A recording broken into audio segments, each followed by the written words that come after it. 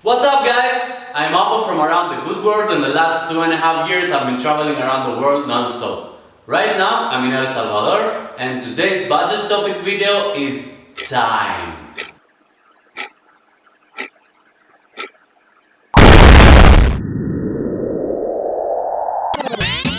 You might have heard that time is money, but can you really understand why?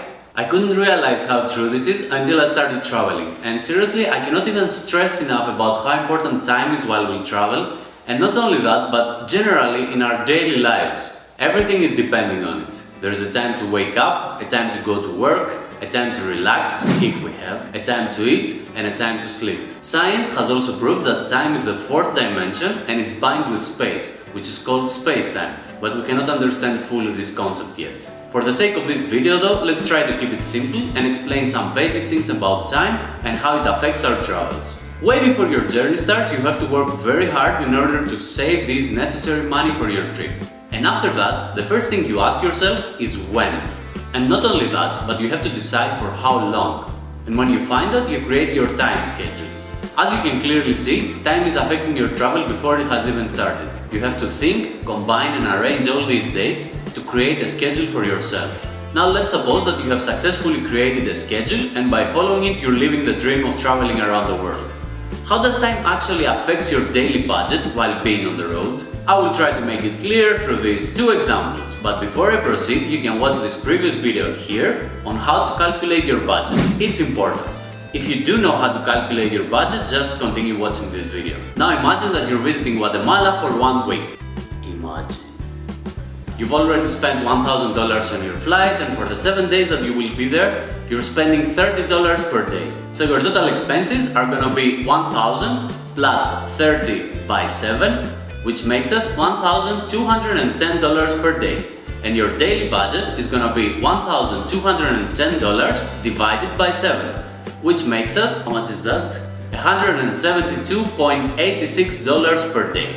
Now let's see the exact same example, but the difference this time is that you're staying in Guatemala for 30 days. Again, your total expenses are gonna be 1,000 plus 30 by 30 this time, which makes us $1,900. Your daily budget is $1,900 divided by 30, which makes us $63.33. If we compare the daily budgets on these two occasions, then we can clearly see that on the second month that you traveled for 1 month, your daily budget was almost 3 times lower than the first one that you actually traveled for 1 week. We can all clearly see the effect of time here and understand how and why traveling for more is actually cheaper.